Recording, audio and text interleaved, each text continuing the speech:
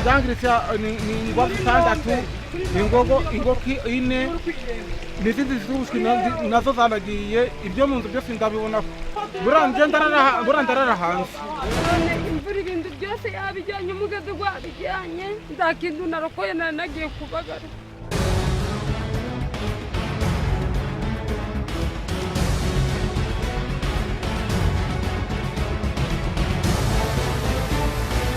Ujya ubuyobozi buradukunda badushishikarije kera ngo tuve mu mubande mbega tukumva ko batwanga. Mvuga ko umuntu wese utuye mu mubande akwiriye kuvamo akajya mu mpinga.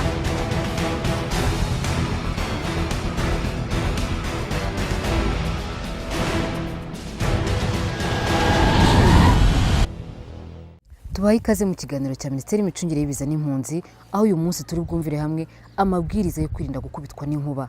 Inkuba ntabwo ari amarozi nk'uko benshi babivuga, oya, ahubwo ni ibintu bibaho cyane bitewe n'ahantu umuntu ari igihe nta kintu akoze kugira ngo abe yayirinda. Turafata rero urugero rw'akarere ka Karongi nka tumwe mu turere tugaragaramo imisozi cyane dukunda no kwibasirwa n'inkuba. Ikaze mu kiganiro cyacu. U Rwanda ruri mu bihugu bikunze kwibasirwa n'inkuba bitewe n'imiterere yarwo irimo imisozi miremire. Bamwe batekereza ko inkuba ari amarozi, ariko siko bimeze. Uwungirije umuyobozi ufite mu nshingano zo kuburira abaturage arasobanura muri make icyo inkuba ari cyo ndetse n'igishobora gutuma yakubita umuntu cyangwa ikindi kintu. Mu by'ukuri u Rwanda kimwe n'ibihugu duturanye biri ahantu bita hotspot, ni ahantu hakunda kwibasirwa n'inkuba kubera ko ni hagati y'ibyo bita tropique, hafi ya ekwateri, ahantu haba urunyuranyurane n'uruhurane rwa ya myuka navuze izamuka mu kirere. Ubundi inkuba ni amashanyarazi aturuka ku myuka iba yahuye. Hari umwuka wo hasi uba ushyushye, hakaba n'umwuka wo hejuru uba ukonje. Noneho ya myuka kubera ko iba ifite n'uburyo mu by'amashanyarazi butandukanye, imwe ikurura iyindi, uwo hasi urazamuka ugahura n'uwo hejuru ukonje. Iyo bimaze guhura rero birakubitana, hakaba urumuri twita umurabyo. Hanyuma iramanuka kuko n'ubundi ku isi haba harimo ibintu bikurura ya mashanyarazi, ikintu kirekire kiri cyonyine cyangwa se n'ikindi, ari umunara, ari igiti n'ibindi bitandukanye. Uko imanuka ishaka icyo iri bukubite ku isi nibwo twumva urusaku. Rwa rusaku rero nirwo twita nyine inkuba, ariko rwabanjirijwe urumuri twita umurabyo. Ntabwo inkuba ari amarozi kubera ko tumaze kubona yuko ari amashanyarazi. Burya amashanyarazi yose afite ibintu biyakurura cyangwa se biyafasha gutambuka. Akarere ka Karongi ni kamwe mu turere dukunze kwibasirwa n'inkuba kuruta utundi mu Rwanda.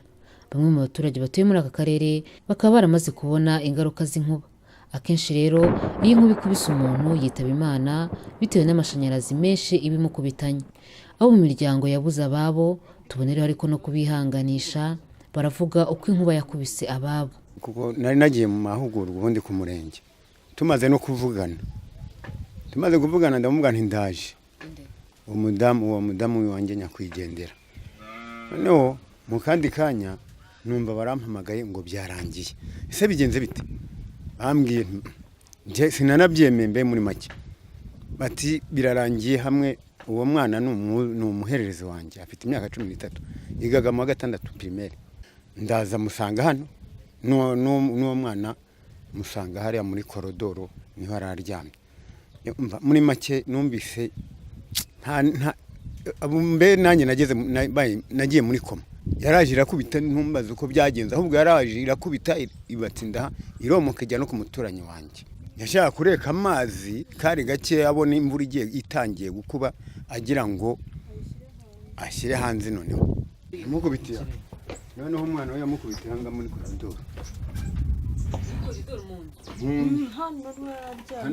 Mama nawe aryamye. Icyo gihe akavura karakubye, tubona ko imvura isa nk'iguye, hatambuka umurabyo utambutse, ubwo haguye utujojo dukeya tw'akavura.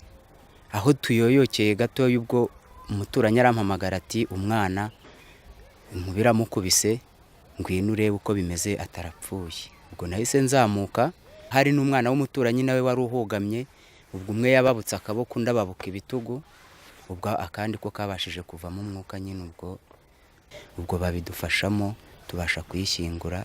Abana bari bicaye muri salo bari kumwe barimo baganira nta kintu cyo bari gukora, ubwo ariko kaguye muri salo ubwo urumva ko kashaka nko gusohoka nk'akajya hanze kuko kaguye mu irebe ry'umuryango, naho yakubise ku muryango haracukuritse n'igipande cy'inzu kimwe gisa nk'igisaduka, sibye ko ubu twabashije gushaka utudafari tukahasana kuko hari hararangaye. Ubwo noneho rero imvura iguye inkuba iza gukubita, nibwo yamukubitanaga n'undi mugabo wa hariya hirya, ari nabwo yasenyaga hariya ku iriya nzu nyine iri hariya. Bicayemo hano imbere, ubwo yarakubise urabona aho byagiye bihindukira nyine bizamo imbere, noneho irahahomora. Bo bari bicaye ku rubaho rwari ruri hano, ikubise akana karataratse kagwa hariya munsi y'intebe, noneho nabo rero basigara begamye hariya ku gituta. Hongeye bampamagaye kwirambura bati ibibazo byavutse. Ubwo nibwo twazaga tuje dusanga umuntu baramuhetse bamujyanye ku murenge.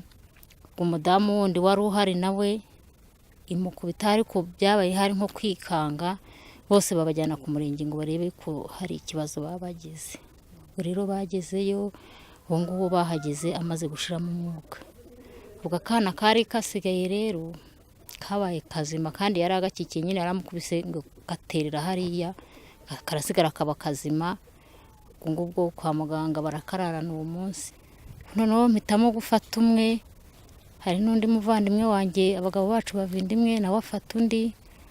Uwo muturanyi wundi niwe mbega ni nk'inshuti, nawe afata ako kandi, ubu niwe ugafite. Ubwo twese tubarira gutyo tubasigara nawe. Hari abagira amahirwe mu gihe bakubiswe n'inkuba ntibatwarire ubuzima. Abanyeshuri bagize ibyago byo gukubitwa n'inkuba ariko bakagira n'amahirwe yo kuyirokoka, baravuga uko byagenze ndetse n'icyabiteye. Nari mpagaze ahantu muri giriyaje muri karasi, ndi kuganira n'undi muhungu we ari inyuma y'ishuri, njye ndimo imbere, n'abandi bari kubyina mu ishuri. Njye nakangutse mbona abarimu benshi imbere yanjye, numva mu ishuri ari kunuka cyane, sinzi igihe byabereye. Ari kunuka iki? Ntabwo mbizi, ariko nukaga nk'aho hari imyenda yahiye. Nahiye mu rubavu, nasanze hababutse, hari kokera handiye nk'icyumweru cyose. Nababwira ko bajya babona imvura iguye ntibagenda kugama munsi y'ibiti no kwegera ibintu by'ibyuma, ahubwo bagatuza bakajya ahantu mu nzu. Yewe twari turi mu ishuri turi kubyina n'abandi kugira ngo imbeho itatwica, noneho twegereye idirishya, nyine nabonye umuriro waka gusa, nongeye kugarura ubwenge mbona ndyamye, abarimu bandi uruhande. Kubera yakubise hano ku kuboko, iyo hagize ikintu gikoraho numva hajemo ibinya umubiri wose. Muri aka karere ka Karongi, inkuba yamaze kugira ingaruka nyinshi haba ku bantu, ku matungo yabo ndetse no ku bikorwa remezo. Twatakaje abantu mu bihe bitandukanye. Mu mwaka wa 2015 twatakaje abantu bagera kuri 15, ariko cyane cyane aho twaje kugira ikibazo na inkuba yakubise ikigo cy'amashuri cya Nyamugwagwa, hapfamwe abantu bagera kuri 6 cyarimwe, ndetse tuzagugira n'abana 38 bagize ihungabana rikomeye.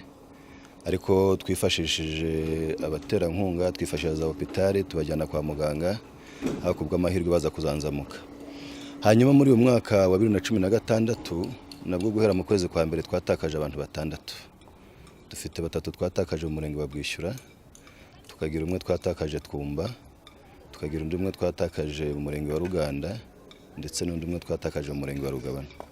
Bose hamwe bakaba 6. Ku rwego rw'igihugu, inkuba zimaze gutwara ubuzima bw'abantu no kwangiza ibintu bitandukanye, nk'uko bisobanurirwa n'uwungirije umuyobozi w'ishami rishinzwe kugabanya ingaruka ziterwa n'ibiza muri Midimari. Mu byo tubona nk'ingaruka ni byinshi cyane. Hari abantu tubura bakabura ubuzima, igihugu kikaba kibuza amaboko, ni twagiye tubibona kenshi. Hari kwangirika kw'imitungo, ibikorwa remezo byose, n'inzu zo guturamo byose birakubitwa, n'insinga z'amashanyarazi n'amapironi abitwara. Mu Rwanda rero muri uyu mwaka wa 2016 tumaze gutakaza kuva mu kwezi kwa mbere kugera mu kwezi kwa 10, tumaze kubura ubuzima bw'abantu 37. 48 barakomeretse, kwa kundi inkuba ibababura. barakomeretse, amatungo 50 nayo yarapfuye. Hanyuma inzu zigiye zitandukanye ari izo guturamo, ari izo gukoreramo, nazo zigenda zangirika. Hari aho usanga nk'akace kamwe kunoza ku rukuta ugasanga hasa n'ahavungutse yakubitiye mu gisenge ikamanukira kunoza mu rukuta, cyane cyane hari inzu z'ibyondo byumye. Gusa nubwo inkuba igira ingaruka nyinshi, no kumenya ko kwirinda gukubitwa n'inkuba ari ibintu bishoboka cyane. Bisaba gusa gukurikiza amabwiriza yashyizwe muri buri karere agamije gusobanurira abaturarwanda uko bakwirinda gukubitwa n'inkuba cyangwa se uko bakwitwara mu gihe bisanze aho inkuba ishobora gukubitira. Harimo yuko inyubako zihuramo abantu benshi zigomba gushyirwamo imirindankuba, uburyo bwo kwirinda inkuba. Mbere y'uko baguha icyemezo cyo gukora mu nyubako, wagombye kuba inyubako yawe ifite umurindankuba. Abanyarwanda turabizi yuko abenshi cyane cyane mu giturage badafite ubushobozi bwo kugura imirindankuba. Niyo mpamvu hajyaho n'amabwiriza y'uburyo bagomba kwitwara mu gihe hari imvura irimo imihindagano y'inkuba. Muri ibyo rero, iyo uri nko ku gasozi usaba guhita wihutira kugama ukava mu mpinga y'imisozi, kuko twabonye yuko inkuba imanuka kenshi ireba ikintu kirekire. Hashobora kuba atari igiti gusa, ahubwo no ku musozi, ku mpinga y'umusozi. Ibyiza ni ukuhava ukajya kugama. Mu nzu nabwo nituvuga kugama, hari uburyo bagomba kwitwara. Ni ukwirinda kujya muri za giriyaje, muri ya byuma byose biri ku madirishya ndetse n'inzugi z'ibyuma, akirinda kubikoraho. Ni ukwirinda gukorakora ibyuma bikoresha amashanyarazi ndetse na biriya bitwara amazi, amatiyo y'amazi, kuko akenshi yakoze mu byuma. Kuvuga ngo bikoresha amashanyarazi harimo amaradiyo, harimo televiziyo, harimo za mudasobwa, harimo za telefoni zidukoresha. Ibyo byose ni ukwirinda mu gihe cy'imvura irimo imihindagano y'inkuba. Abantu nko mu mujyi bagenda muri ibi byuma bibazamura mu nyubako ndende bita ascenseur cyangwa lift, dusaba ko batabikoresha, kubera ko iyo nyubako ibirimo amashanyarazi n'ibyo byuma bikoresha amashanyarazi. Ibyiza nuko babireka mu gihe cy'imvura nyinshi irimo imihindagano y'inkuba. Uri kuri moto cyangwa uri ku igare, usabwa nawe kubivaho ukajya kugama, kubera ko ubufashe ku byuma nabyo bishobora kuba byagutera ibibazo. Abantu bafite nk'imitaka cyangwa se n'utundi twuma dusongoye dushobora kumanukiramo y'amashanyarazi y'inkuba, bakaba bakongera ibyago byo kubitwa n'inkuba. N'ikindi cyuma cyose waba ufashe mu ntoki cyangwa ugihetse mu gihe gisongoye, ni bibi rwose kugitwara mu gihe cy'imvura irimo imihindagano y'inkuba. Mu mujyi haba za pisine, ni ukuzirinda. Hari abantu usanga bishimisha mu buryo butandukanye, umuntu agashimishwa no kujya mu mazi imvura iri kugwa. Ibyo ntabwo ari byo. Mu nzuzi no mu migezi, mu biyaga no mu nyanja, ntabwo ari byiza. Mu karere ka Karongi ngo bagerageje gushaka imirindankuba ndetse no gukwirakwiza ubutumwa busobanurira abaturage uko bakwirinda kubitwa n'inkuba. Ibijyanye n'imirindankuba, natwe akarere kacu ntabwo kasigaye inyuma. Twagerageje kubishishikariza abaturage ndetse n'abikorera ku giti cyabo. Ku bufatanye n'abafatanyabikorwa byabaye ngombwa ko akarere gashyiramo imbaraga. Kugeza ubu ngubu aha ku karere imirindankuba irahari. Hanyuma mu bigo by'amashuri byose twabashishikarije kuzigura, nazo bazishyizeho ndetse no ku mahoteli atandukanye.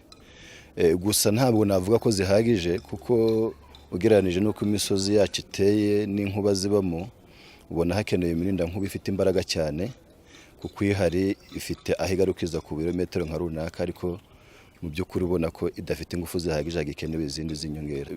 Midimari yayo twoherereje amabwiriza, nacyo twakoze no kohereza imirenge n'utugari, ndetse binaba ngombwa ko tuyamanika ku biro by'akarere. Dusaba imirenge ko yamanika ku biro by'umurenge no ku tugari.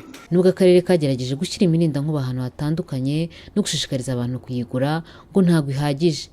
Ibyo rero bikaba bivuze ko abaturage mugomba kugira umuco wo gusoma no kubaza mu nzego z'ibanze bakabaha ayo mabwiriza. Aho atari, bagasaba umukozi wo ku karere ushinzwe imicungire y'ibiza kuyaboherereza byihuse, kuko Midimari yayatanze mu turere twose, cyangwa se bakabaza kuri Midimari kuri nimero itishyurwa 170. Abikorera ku giti cyabo, abishoboye ndetse n'imiryango nterankunga bakumva ko nabo bagomba kugira uruhare mu kwirinda gukubitwa n'inkuba, cyane cyane bashyira imirindankuba ifite ubushobozi bwo kurinda ahantu hanini, ku buryo n'umuturage udafite ubushobozi ariko uturiye aho bafite umurindankuba wamufasha. Tubibutse ko inkuba kenshi zikubita mu gihe imvura igwa ariko zishobora no gukubita mu gihe nta mvura igwa cyangwa se hakiri utujojoba duke mu gihe cyose hari kugaragara imirabyo.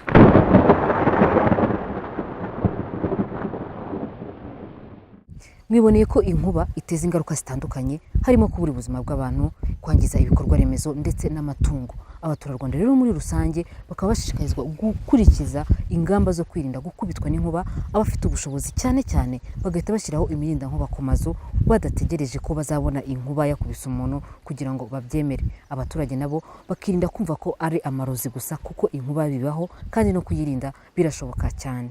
Reka tubibutse ko ku bindi bisobanuro mwamagana nimero itishyurwa ya Midimari 170. No mu kiganiro cy'ubutaha tubifurije ibihe byiza.